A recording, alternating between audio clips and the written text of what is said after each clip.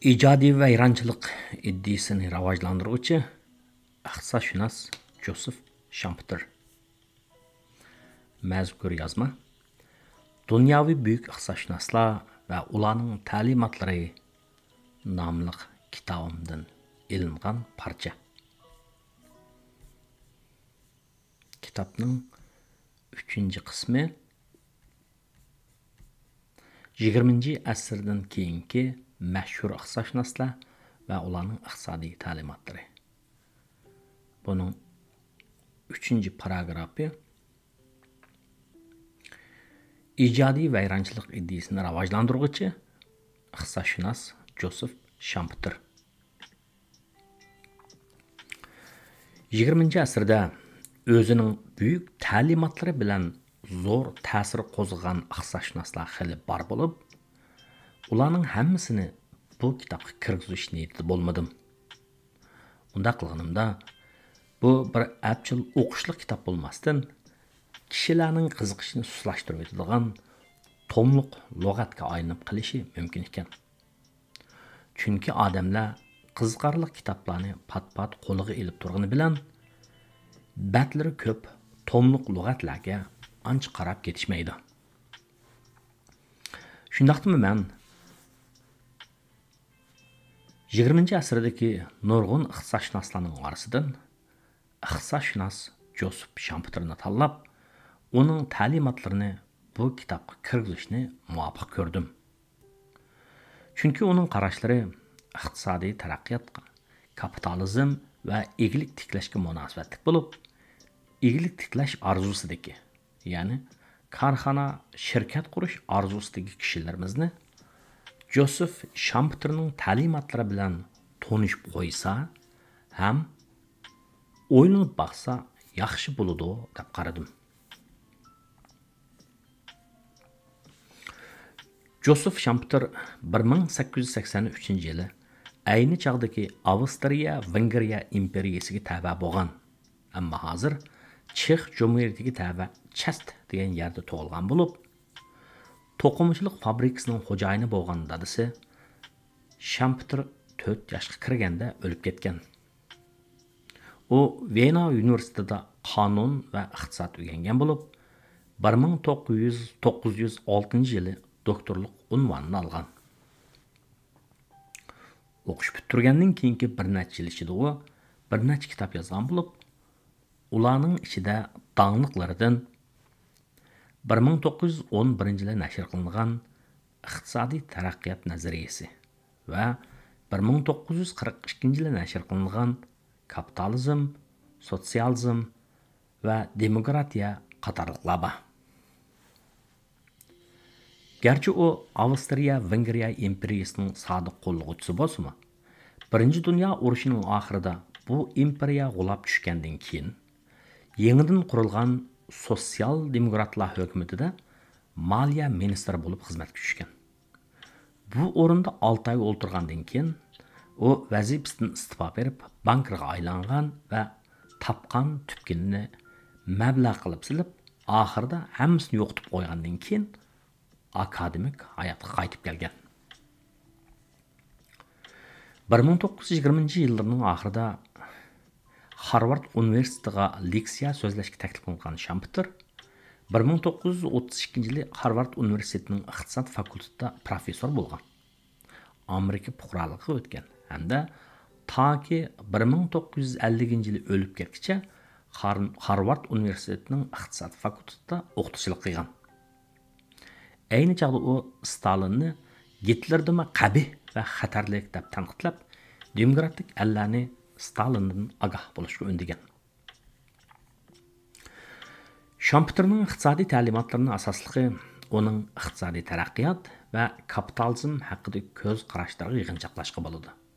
Uning iqtisodiy taraqqiyot haqidagi ta'limoti Walrasning marginalist iqtisodiy ta'limoti bilan iqtisodning ishishi va uning davrligidan iborat makrolik iqtisodiy ta'limotlarni bir-biriga bog'lagan bo'lib, uning iqtisodning ishi haqidagi qarashlarga asoslanib, uni makrolik iqtisod ilmining shakllanishida avangard rol o'ynayuvchilarning biri deyishga bo'ladi.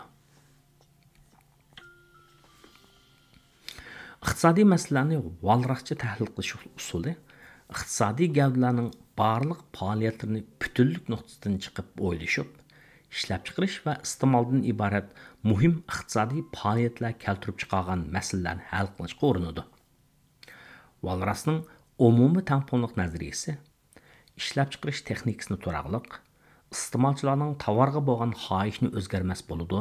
Shunga tovarning sifati yoki qurilmasida o'zgarish bo'lmay turibmi, umumiy mahsulot miqdorida ish bo'lish mumkin deb qaraydi. Walrasning bu nazariyasi texnikadagi o'zgarish va yangilik yaratish omillerini ko'zda tutalmagani uchun iqtisodiy taraqqiyotning kapitalistik jarayonlarini sharhlashga ojiz kelgan. Schumpeterning qarashicha, bu nazariya yana iqtisodiy taraqqiyot jarayonida zarur bo'lgan iqtisodiy davrilik, pul, kredit va o'sim nisbatining rollariga sal qaragan. Schumpeterning iqtisodiy taraqqiyot nazariyasi yangilik yaratish va yangilik yarata oladigan igilik tikilguvchilarning iqtisodning taraqqiyotida o'ynaydigan roliga markazlashgan. Schumpeter iqtisodning ishidagi miqdorlik o'zgarishga nisbatan taraqqiyot jarayonidagi o'zgarishning sifat xarakterini alohida ta'kidlagan. Uning qarashicha, sifat xarakterlik o'zgarish miqdorlik o'zgarishdek uzluksizlikka ega emas. Ham yangilik yaratishni texnikalik ilgirlash yoki o'zgarish bilan aralashtirib o'tishga bo'lmaydi. Schumpeter yangilik yaratishning mundaq 5 xil shaklini bayqab yetgan va yangilik yarata oladigan igilik tikiluvchilarning o'ynaydigan rolini ham ko'rsatib o'tgan. Birinchi, yangi mahsulotlarning baydoqqa kelishi yoki iste'molchilar bilan tanishmagan yoki mavjud mahsulotga o'zgartirish qilish orqali paydo qilgan yangi sifatdan bo'ladi. Ikkinchi, ishlab chiqarishning yangi metodini tanishtirish, ya'ni ilgari hech qachon qo'llanib boqmagan ishlab chiqarishning yangi usulini qo'llanish yoki savdo nuqtasidan aytganda tovarga qarata yangilik qo'shishni ko'rsatadi. Uchinchi, yangidan bozor echish, ya'ni iqtisodiy faoliyatlarga munosabatli gavdalar uchun ilgari mavjud bo'lmagan yangi bo'lgan bozor barpo qilishni ko'rsatadi. To'rtinchi, xam materiallarning yangi manbasini yoki yerim pishiqlab ishlangan materiallarni kontrol qilish yoki bayqashni ko'rsatadi. 5. Sanoatning yangi tashkiliy qurilmasini barpo qilish, ya'ni yoki monopol holatni paydo qilish yoki ilgari mavjud bo'lgan monopol holatni buzib tashlashni ko'rsatadi. Schumpeterning qarashicha, yangilik yaratishning bu 5 xil shaklining hammasining ta'siri o'xshash bo'lib, ular mavjud tampon holatni buzib tashlaydi. Schumpeter buni ijodiy vayronchilik deb atagan. Chunki yangilik yaratish jarayoni mavjud koni sanoat qurilmasini buzib tashlash orqali uningga hayotiy kuch baxsh etadigan jarayon bo'lib, bu iqtisodiy taraqqiyotning harakatchanligini qo'zg'aydi. Bu xil yangilik yaratish egilik tikiluvchilarning harakati orqali amalga oshadigan bo'lib, ular bu xil yangilikni qo'lga oladigan yangi shirkatlarni qurib chiqaradi.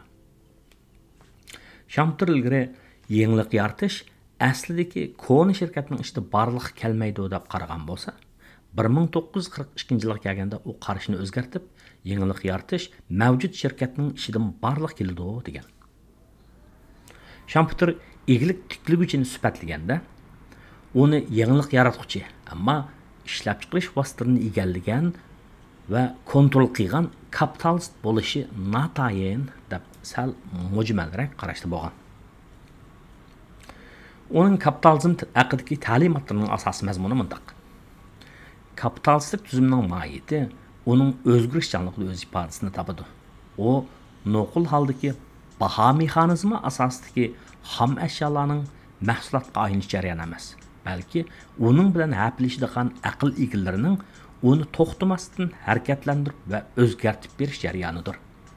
Schumpeterning bu yerda ko'z tutgan aql egallari yangilik yaratish ro'yiga boy egilik tikiluvchilarning ko'zda tutilgan bo'lib, kapitalistik tuzumda yashayotgan egilik tikiluvchilar kichikkina muvaffaqiyat fursati bo'lsa-mu, uni tutishni biladi va tirishib yangi tijorat va hatto yangi bir sanoatning asosini qurib chiqadi.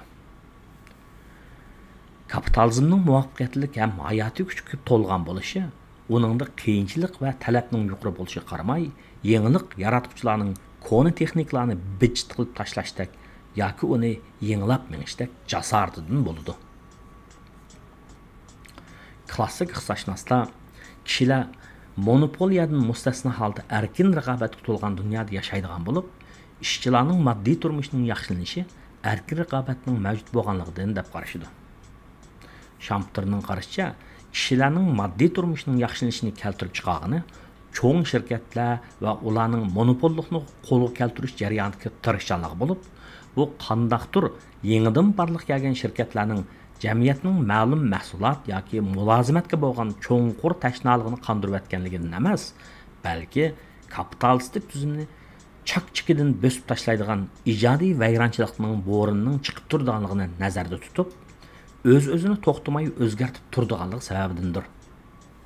Shamtirning deyishicha, kapitalizmdagi muhim nuqta uning o'zida mavjud qurilmalarni, jumladan shirkatlarni qandaq mangdirish masalasi emas, balki uning bularni qandaq ijod qilib, qandaq vayron qilib tashlash masalasidir.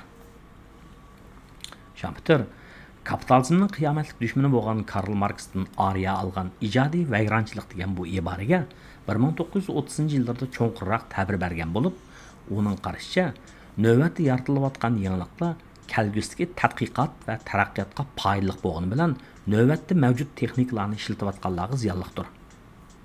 Bu xil yangi texnika yoki usullarning ko'nrashqa boshlayotgan mavjud texnika va usullarni buzib tashlashi iqtisodning ishini keltirib chiqaradi. Uning qarashicha, har bir shirkat yoki iglik tikluvchi yo bahoni kontrol qilish yo mahsulotlarni farqli qilish orqali o'z sohasida, ya'ni shug'ullanayotgan kasbida, ya'ni sanoatida ozdir ko'pdir monopollik o'ringa o'tishni qo'llashidi. Kapitalistik tuzumda monopoliyaning bo'lishi g'ayrilik emas, balki shirkatlar yetmoqchi bo'lgan nishondir. Shunga patentlarni, aqliy mulkni qo'g'dash shirkatlarning taraqqiy qilishida ulardagi yo'shirin iqtidorni to'liq qezib chiqalaydi. Natijada a'lo bo'lgan mahsulot va mulozimat barliq kelib, iste'molchilarga mamnuniyat bag'ishlaydi. Shu jarayonda iqtisodning ishig'i ma'si qo'shidi. Shamtir garchi kapitalizmning feodal va qabilavozlik asosidagi koni jamiyat shakllarini buzib tashlab, idrok va manfaat asosidagi kishilarning real dunyoda o'z xosligini to'nib yetib, o'z ortiqchiliklarini joriy qildirishga zamin hozirlab beradigan nurg'un afzalliklari ustida to'xtalgan bo'lsa, ammo u kapitalizmning tinib topmasdan foyda qo'lishadigan ochko'zligini tanqid qilishni unutmagan. Uning qarashicha, bu xil ochko'zlik insoniylikqa qarshi bo'lib, buning to'xtovsiz o'zini o'zi vayron qilib ham yaratib minish jarayoni ma'lum vaqt intervalida yashab o'tadigan kishilarga xotirjamsizlik ilib keladigan, ijtimoiy to'qinishni paydo qiladigan bo'lib, jamiyatni parchalab, kishilardagi nikoh va oila tushanchisini sustlashtirib o'tadi. Shamtirning bu ta'limotlarini realligimizdagi dunyoga, hayotga va insonlarga bog'lab tushunsak, uning kapitalizmning ochko'zligini insoniylikqa qarshi deb xulosa chiqarishini yo'lliq ekan demaymi tura olmaymiz. Masalan, Elon Muskga o'xshash va Volkswagenga o'xshash chet el kapitalistlar va shirkatlarning Xitoyning Uyg'urlar qilayotgan zulmlarini ko'rmasga silib, yana Xitoydan keladigan iqtisodiy manfaatini qo'rqolmaslik uchun ko'r va gachi bo'lib olishi ham texnik ko'p foydalanish maqsadida yer shari xarakterli cho'ng shirkatlarning dunyoning hamma yerida ekologik muhitni buzib tabiatni bulg'ishi ochko'zlikning insoniylikni yeydigan yirtqich ekanligini sammizga soladi. Xulosalaganda, Shamtirning qarashicha, kapitalizmning mavjud bo'lib turishiga sabab uning to'xtamay konini vayron qilib, yangini ijod qilib turishidan bo'lib, texnik ko'p boylikqa erishish tamoyili kishilar uchun bu xil ochko'zlik xotirjamsizlikni elib keladi, xolos.